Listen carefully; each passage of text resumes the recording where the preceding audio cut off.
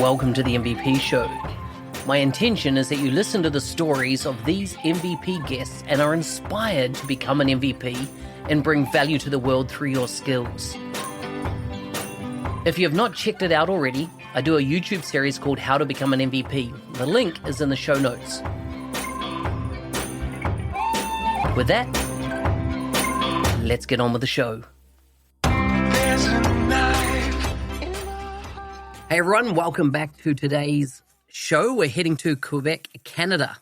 As always, full links will be in the show notes for this episode. Please welcome David, a LinkedIn Learning instructor and Microsoft MVP. Hello, Mark. How you doing?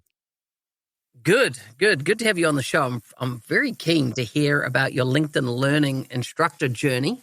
That sounds exciting. Yeah. Before we get started, food, family, and fun. What do they mean to you in Quebec? Food, family, and fun? All right. So food, I guess. I didn't expect this question. So I guess food is like poutine, I guess. Do you know poutine at all or not? Yeah. So French fries, some sauce, and some cheese. Of course, it's like typical Quebec. I don't eat that much because, it's very heavy. But yeah. And you said friend? Yeah, food, family, and fun. So, yeah. Yeah, family. I'm really close to my sister. I have a sister. I have a brother. We have kind of, I don't know, not sure, big or small family. I mean, we're 5 kids, but like from different parents and stuff like that. My family is close. I'm from a very small town, like 2 hours east of Quebec City, even though Quebec City is very small. I'm in Canada, as you said. I'm from a town that is called Saguenay, and most of the people there don't even speak English. And my main language is French. And that's family. And for fun, I do lots of things. I run for fun. Actually started my whole YouTube career, YouTube stuff, and I call it Project Marathon. I ran a marathon, so that's part of the fun. I don't do them too often because, yes, they're very hard on your body.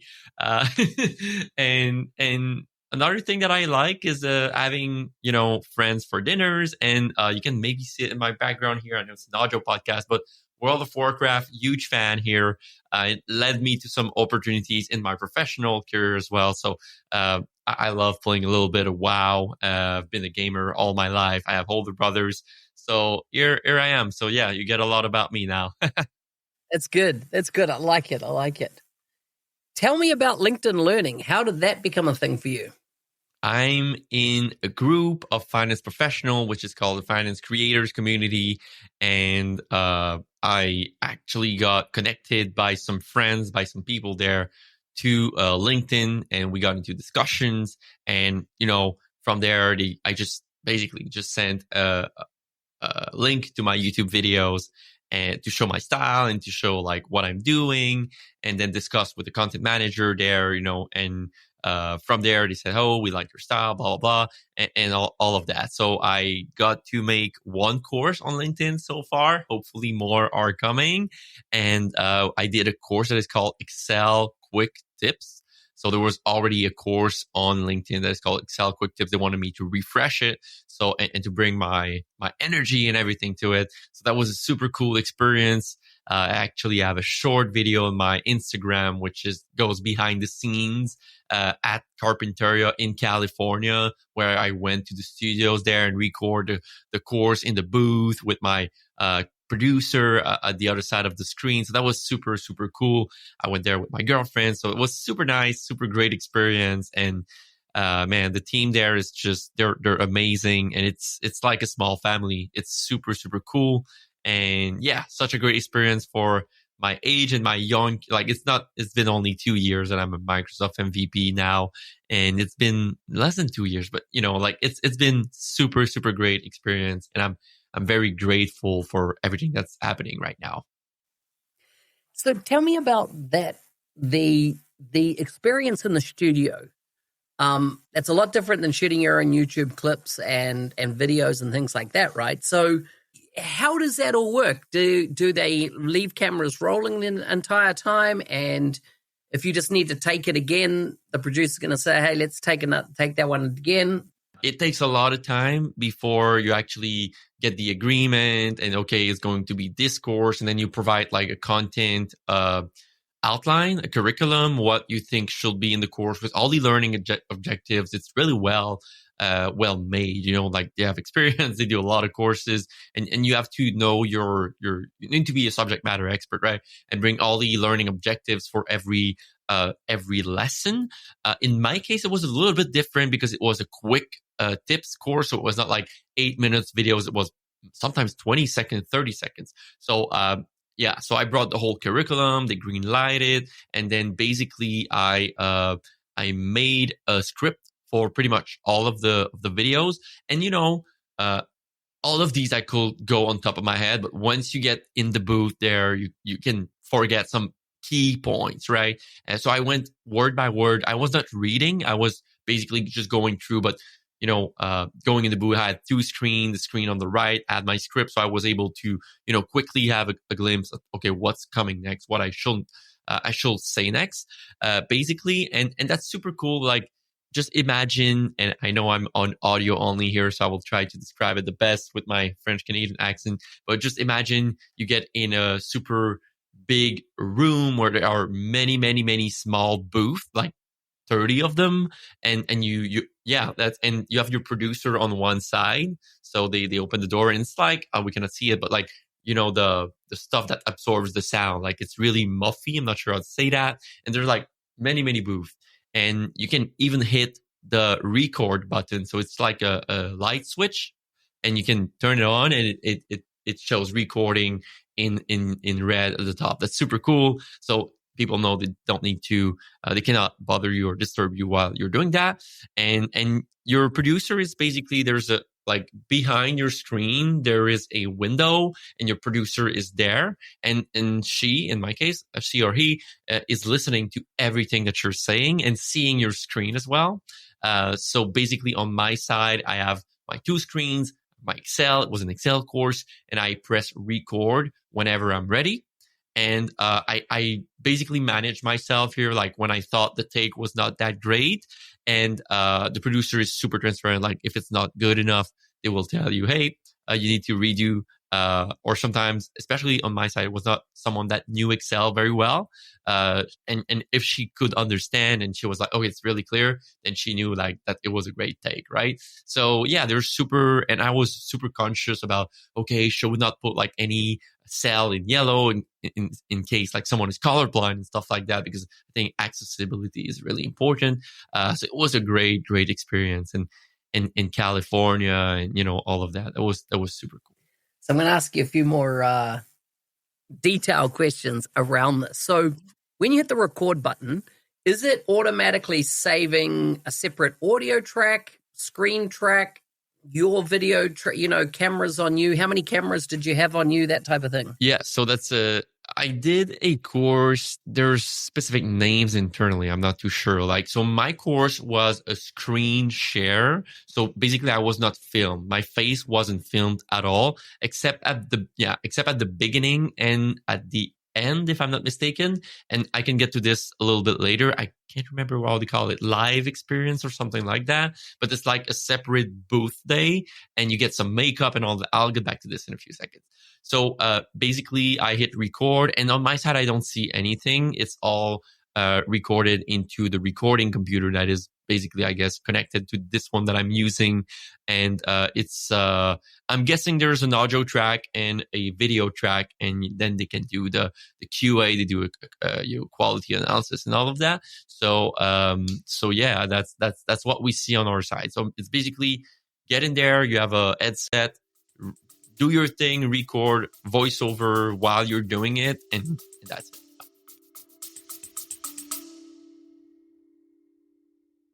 Rolling out Microsoft 365 Copilot licenses isn't enough. You need an adoption plan to get people using it well. In our new book, published by Microsoft, we offer a practical guide to successful Copilot adoption. Many leaders believe in the why of Copilot and AI, but they need guidance on how, from practical frameworks to enabling champions and measuring impact. Get your copy of Microsoft 365 Copilot Adoption now from Amazon, or find a link in the show notes. Interesting. And so you talked about when they do the makeup session and stuff. Tell me a bit about that. Yeah, so that was super cool. So basically, they book you for a 3-hour session, 2-hour session, where you basically get into a room that is really cool, and it's a studio. And then I had Christina, and I made a behind the scenes with this one. It's super cool. It's the person that does the makeup at LinkedIn Learning, and she put stuff on my face so I don't have any glare, I think they call it, like the shiny face. No shiny face for me.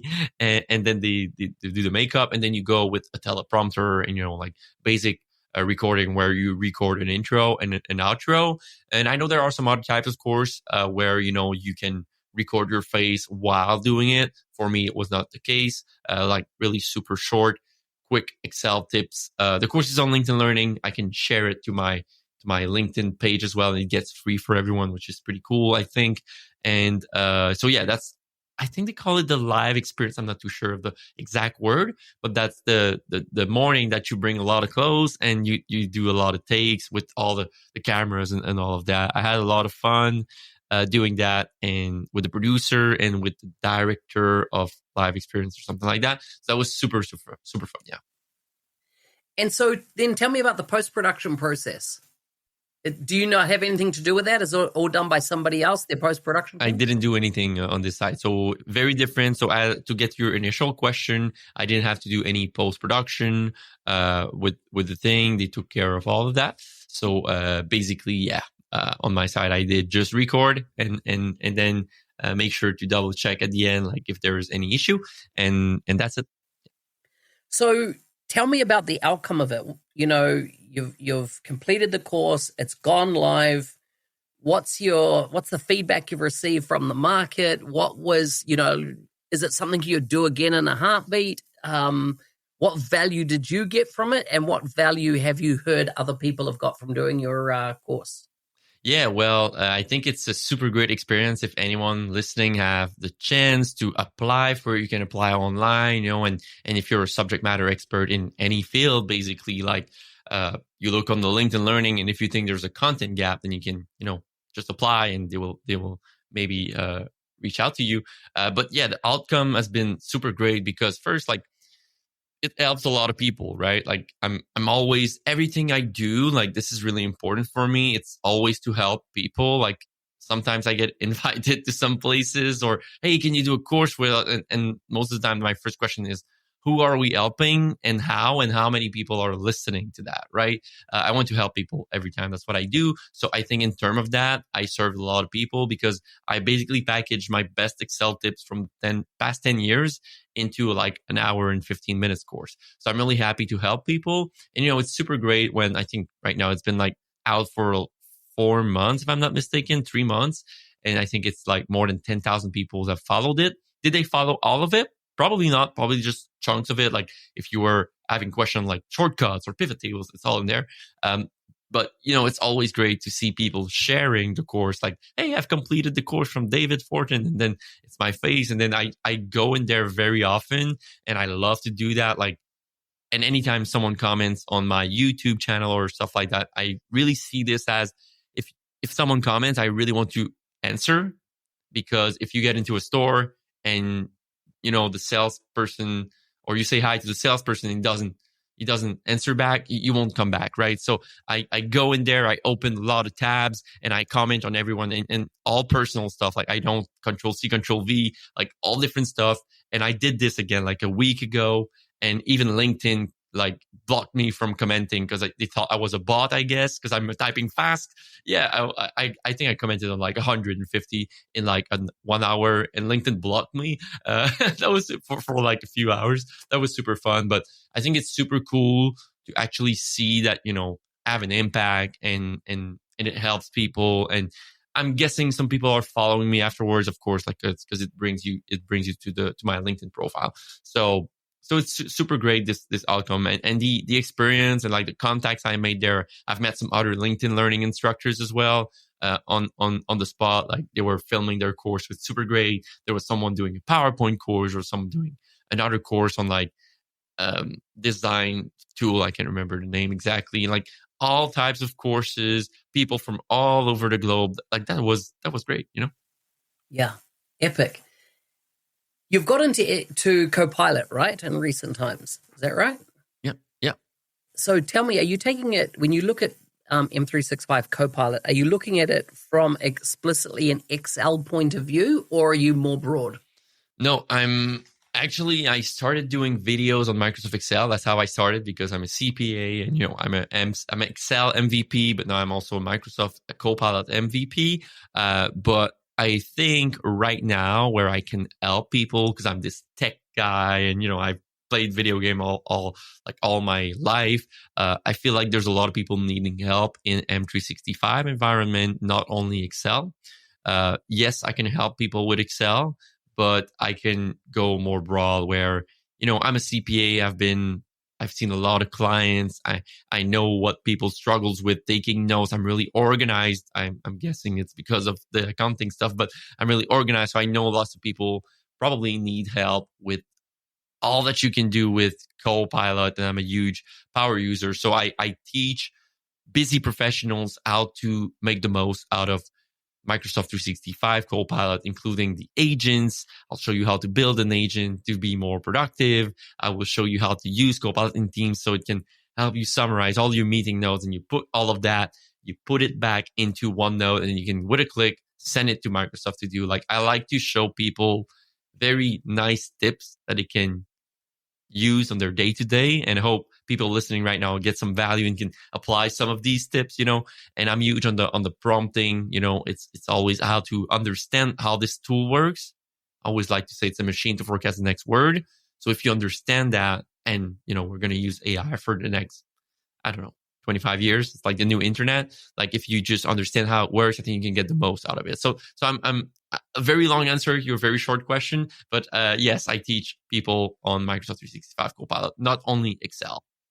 What's the kind of fundamentals that people need to get right in the context of M365 to get the best value out of Copilot?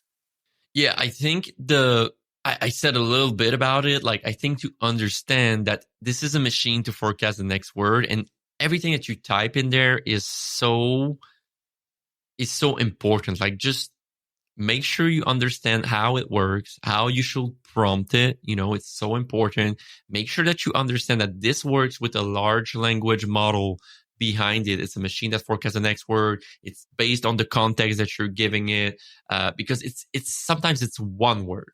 If you say help me instead of do this, it's going to do two completely different things, right? And a lot of people, and I tell this story all the time.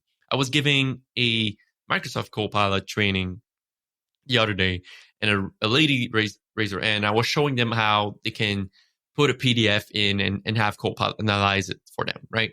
And she raised her hand and she's like, Dave, the results are not great. And I just walk over to the desk. It was in person, and have a look at her screen, and she just typed in, can you analyze this PDF? And she attached the PDF.